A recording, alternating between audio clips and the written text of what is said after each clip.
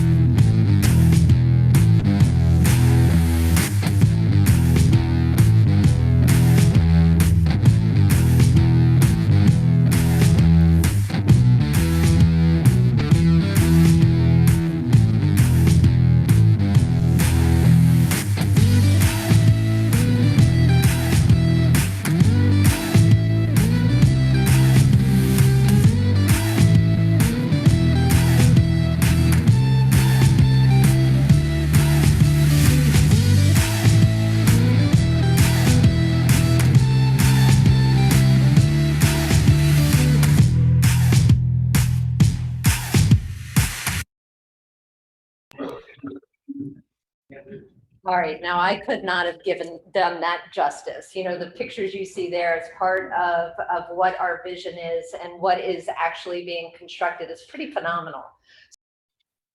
All right, so there's the system that we talked a little bit about. So just real highlight, we're here in Florida and then looking out in California to Las Vegas. And our model is any community that is too far to drive, right, but a little too close to fly. You know, if anybody in the room trying to get to Miami, you're kind of, do I drive it? Do I fly it? Whatever, no matter what, it takes about 3 hours. Well, Brightline, you can hop right on at Orlando International Airport and get down to Miami, down at the Central Station area, and you're ready to go. And you're able to be on Wi-Fi the entire time. So whether you're watching Netflix or billing hours to your client, no matter what it is, you can stay very versatile in what you do. So it's about the experience as well. So right here is how we're looking to get along there in California. So it's not just Florida, but Vegas to LA. So this is some of the facts of what you saw in that video, but there are active people out there every single day working on the construction from West Palm Beach into Orlando International Airport. About $2.7 billion investment to make that link, privately funded once again. We do look to partner with local governments along the way, and DOTs and the CFX, because we look at from an environmental standpoint, if we can co-locate with an existing toll facility or highway, we're far better off in the way that we're able to expedite the delivery of what we're trying to construct. You minimize impacts of communities and the environment and so forth. So we see that that partnership is very critical to our ability to deliver. 3 million man hours in construction over this, and we've kept 1,000 people busy over the last year in constructing that connection from West Palm Beach to Orlando International Airport. If you go out along the beach line at any point, you see a lot of stuff coming out of the dirt there, a little bit south of the beach line. That's us. We're out there every day.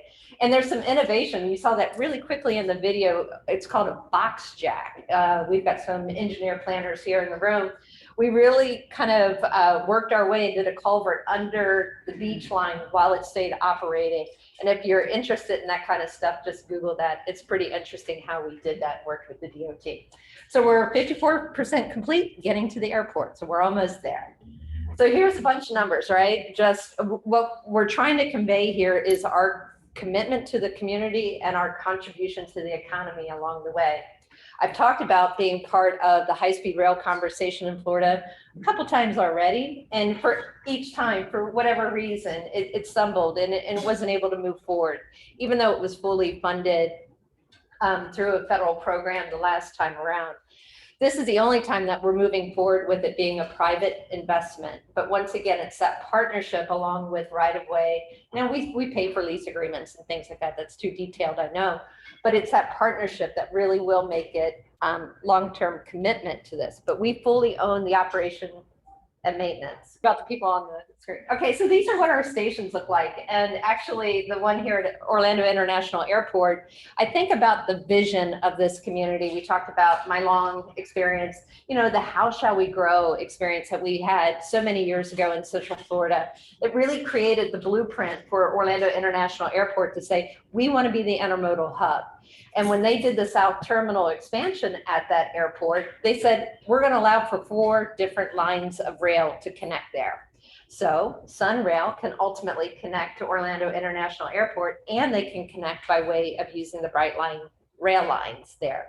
So we're really looking for the partnerships that really create that intermodal connectivity, so that whether you're living here in College Park and you get on at Advent Health to get on Sunrail, that you can get to the airport and ultimately down to Miami, have a very fruitful day in business meetings or whatever it is you're doing, and travel back at the end of the day, whether it's business or leisure.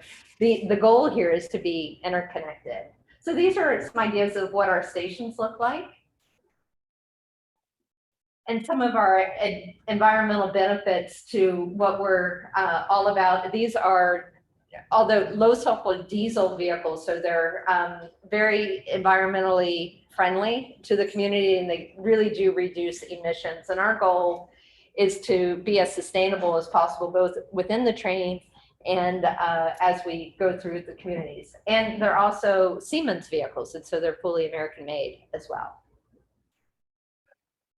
So what does it look like when you're on it? So we have 2 different levels of service. Select is kind of, I talked to the woman who runs HART, the Hillsborough Area Rapid Transit. She said, your Select is better than any first class service I've gotten on any airline. I'm like, that's nice to hear. And then Smart is just a little tighter, but not quite steerage, shall we say. But Wi-Fi throughout, and cocktails and so forth, and Select if you're so interested. So it's a nice way to kind of travel for a couple of hours if you're going down to Miami, and ultimately when we get to Tampa. So we talked a little bit about, I think one of our greater goals is connecting our communities, connecting our urban centers. Although Orlando International Airport is a little bit different than how we're handling Miami and ultimately Tampa, but that's where the intermodal center is. We're connecting communities. We're not the local system that distributes the trips around. That's what Sunrail does, or maybe a future light rail project or bus rapid transit, as we see through the downtown area. But what is amazing is the innovation of technology, whether it is, you know, you just dialing up your Uber, and Uber will know when you're within 5 minutes of getting to the station, and that vehicle is going to be ready for you when you get there. So technology is actually helping address some of those first and last miles of travel, which is great, right? Once again, that public-private partnership, and in this case, private-private, and you as a user hopefully have a very seamless experience along the way. Our goal is to kind of get to an area where we have, if somebody chooses not to own a car, whether it's physical or just their personal choice, that we're part of that overall, you know, composition of how they get around in the area. So this is a picture in the lower right-hand corner. Is a couple weeks ago, we had our milestone event of our vehicle maintenance facility, which is right off the International Airport area. You see Mayor Dennings there, Mayor Dyer. We had other dignitaries there as well. It was great for them to see the state-of-the-art $100 million investment right off of Boggy Creek Road that a lot of people have no idea that's been underway. And there, what we're able to do is ultimately help maintain Sunrail vehicles if they need it, because they're up in Seminole County, or Amtrak vehicles. So that having some redundancy, and you know, in business, whenever you have some redundancy, the better off it is. So we look to be good partners, and it's a pretty amazing facility there. So the future, so we're going to get to Orlando International Airport about 1.5 years from now, start revenue service. So you'll be able to hop on the train there. Now we're also planning from Orlando International Airport ultimately to Tampa along the I-4 corridor after you get out of the 417, the Greenways, the Southern Beltway part. And there we're looking to be in the Channel Side area, Ybor City, and talking to the city right there. So, you know, since coming to Brightline, I used to run back and forth to Tampa quite a bit. You heard I worked for HDR, and we have an office in downtown, well, in West Shore area of Tampa. I would leave 2.5 hours ahead of any meeting, right? Because you just don't know what you're going to face. And I think people are experiencing that, whether it's Sunday, Tuesday, any given day at any given hour.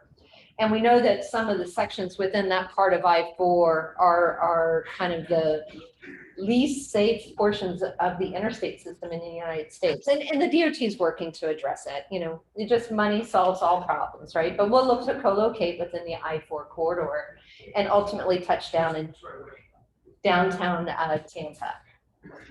So, and that one, we're in the planning phase, early design. So you're probably 6-7 years before that link gets made. All right. So what does it look like once we, so here's some more numbers on our impacts and, you know, the contributions we're making to the economy for Florida, short-term and long-term. So $2.6 billion, that's not much to shake your head at, you know, of the private sector investing in transportation. The need's so great. And I think that years we've had that identified for this community.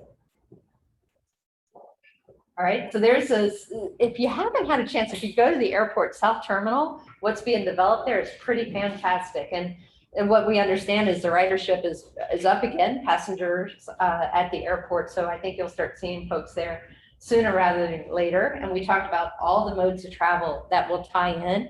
Brightline along to be part of that development of the South Terminal.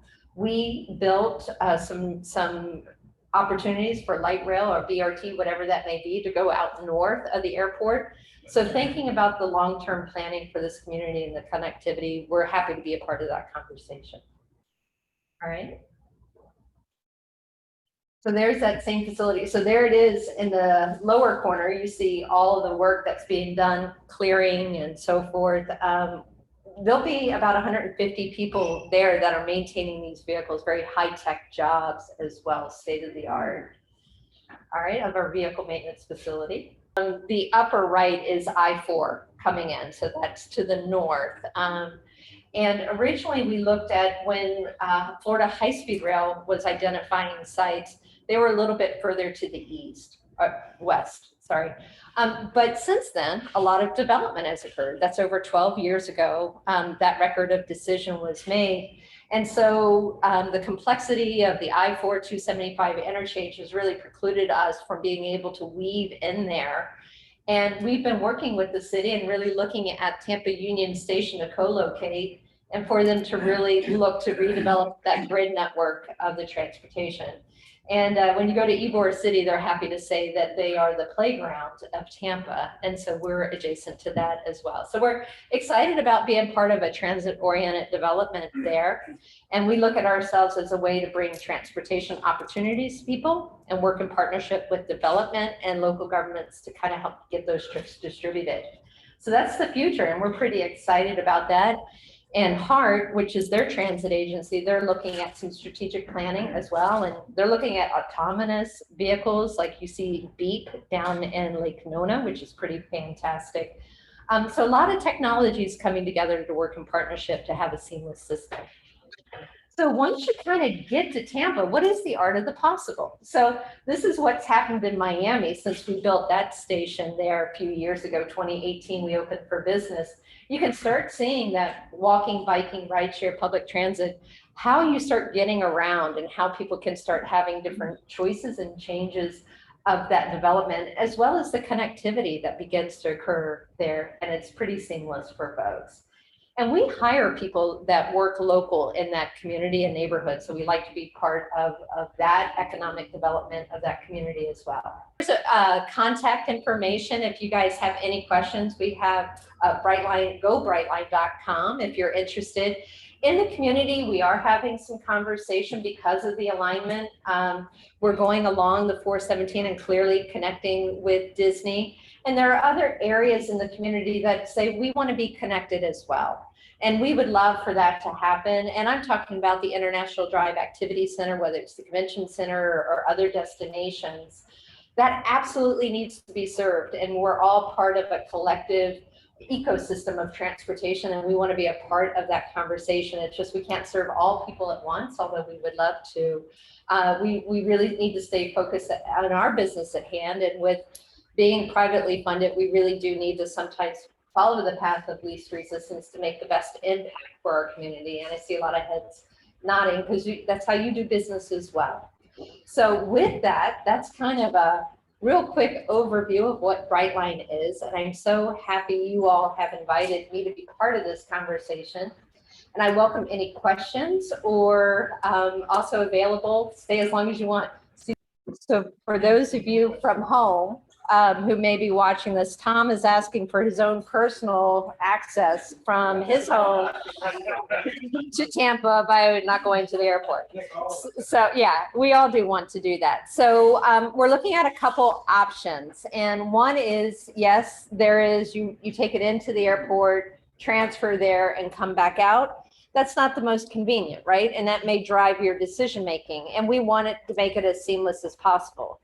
So as we're going through a review of our environmental impact statement with the Federal Railroad Administration, so we're from the federal government here to help, but we need to really identify what else needs to happen for that connectivity. I talked about Brightline building the rails that Sunrail can use. It holds true to go over to Disney as well. So what we're doing now doesn't preclude and actually opens up an avenue when the community is ready to have that conversation and invest in additional trains and operations. And we've seen some numbers and it's quite productive, right? Because Disney's not only a destination, it's an employer. And if you want to head to Tampa from downtown Orlando, you don't want to backtrack. So we're working through all that. We need to make sure it's financially feasible, but when we do it, it's named after you because it's using the OUC line. All right, yes, sir. In the far back, I'm sorry. It's less expensive than flying. So it's been, I think they've looked at the $100 mark from Orlando International Airport to Miami, to give you a ballpark figure. Seats on the train, clearly it's driven by the market prices. That short seat from Orlando International Airport to Disney may not be the desired seat for us to sell, right? Because we want that person going all the way from Miami to Disney. So it will fluctuate, but that gives you a ballpark, what less expensive and more convenient than flying. Yes, you had a question. So the question for those of you at home, is Brightline what used to be the commuter rail project? So no, but. So that's South Florida Regional Transit Authority Tri-Rail, and they go a little bit closer to the I-95 corridor. We're further west than that, but we are working with the local governments there to put in new stations at Aventura and Boca to help create some redundancy so that further west, that community can get connected by rail. So that was a no but answer for you. Is that okay? All right. All right, Richard. Richard asked the question of the future of rental cars at OIA. So if you got the answer to that, I think somebody's going to want to make a bet with you. I think what I understand at Orlando International Airport, all of the rental car facilities are going to stay in the northern A side, B side, North Terminal. So there's not going to be a rental car connection at the South Terminal. And the question is important for those of you who don't know a lot about the airline or the GOA business. rental car surcharge is a great revenue stream that a lot is done with, as well as passenger facility charges at the airport. So it really does help drive a capital program for OIA. But I think it's also driven by the consumer. I would say that probably Uber and Lyft have a greater impact on rental cars than anyone else. But we're looking to make sure that whatever our clients want, and customer satisfaction is key. And if they want to get off the train and go rent a car and go wherever, we want to help facilitate that. So, wow, lots of questions. Oh my God, you've had your hand up. And you're a happy guy. I Yes, can tell. To take the opposite of the past questions, another alternative might be to create an auto car where you could drive your car, put it up on the train, take it with you to Miami, and then drive off. They used to have that from Washington area down to Sanford. Do you have anything of that in your plan? So the question was, are we going to plan on having an auto train as part of this, as Amtrak does? And I think it's still in operations and you get off in Sanford, actually. That is not part of our plan because they run on tracks that also carry freight. So they have a higher load factor. Here's my engineering working out for you, huh? A higher load factor of the weight of the trains. We have made a commitment to the Turnpike and the Florida Department of Transportation that we will not carry freight on our trains. They are passenger only. So although I think that's great, I think you're going to have to rent your car down in Miami. All right. Yes, sir. Question. What is your schedules like from Miami to Palm Beach? How many times are you going back and forth, and what's the forecast for Miami to Orlando? Yeah. So the question was, what is our frequency, right? What are our hours of service? So we're expecting about a train an hour in each direction, and we can have up to a 10-car consist, meaning I think that there's up to 8 passenger cars because there's a locomotive on either end. And so they'll run 1 an hour. Now, we're expecting that they will be from Miami all the way to Tampa and back. And so we have some minor maintenance over in Tampa and we have some minor maintenance down in West Palm. But if we start seeing that the demand is shorter or West Palm to Tampa, you know, we can interline some trains that way. But guide about 1 train per hour per direction and 18 a day. No. 36 a day, so 18 hours of operations. I've only been on the job for like 10 weeks now, so I'm working on it. All right, yes, sir. You've been talking it's high speed. What designates that? Because I've heard there's a lot of issues in that areas of not being able to go that fast. Sure. And we're not talking Japan 200 miles an hour here. That's right. So what is high speed? Yeah, so the question, Can we keep it going? You know? yeah, the question is what is high speed, right? And what affects that high speed? So it's, once again, back to our engineering, it's grade change, right? It's going up and down, which you want to try to minimize as well as your turn radius, Not a problem here right? in Florida. No, but when you're having to go over interchanges and so forth, it does become a little bit of a problem because we want to minimize our at-grade service as much as possible because we want to be as safe as possible. Amazingly enough, as you look out here, you'll probably regularly see a car just sit right across the railroad tracks because they want to get through and not thinking of what's going to happen when that train comes, right? So we try to elevate as much as possible, but the question was about speed. Our top speed is 125 miles an hour. And that has a lot to do with kind of where we're operating. The California train that I talked about, that's a higher speed, that's around 200 miles an hour. But ours is 125 and you get those along the beach line, north and south connecting West Palm to kind of before it turns around Cocoa. And then in through the I-4 corridor. So it's when we've got long stretches that you kind of get to those top speeds. Other than that, we do have to kind of maneuver a little bit. And with that, you have to reduce your But speed. that's the problem with having more stops from what I hear. The more stops you have for Bingo. You got it. Yeah. Then it's higher speed, right? Versus high speed, but still beats sitting in the car. Anyway. All right. Were there any other questions? Yes, sir. In the back. So the question is kind of how better define the private investment. So equity, right? So they are shareholders with Brightline.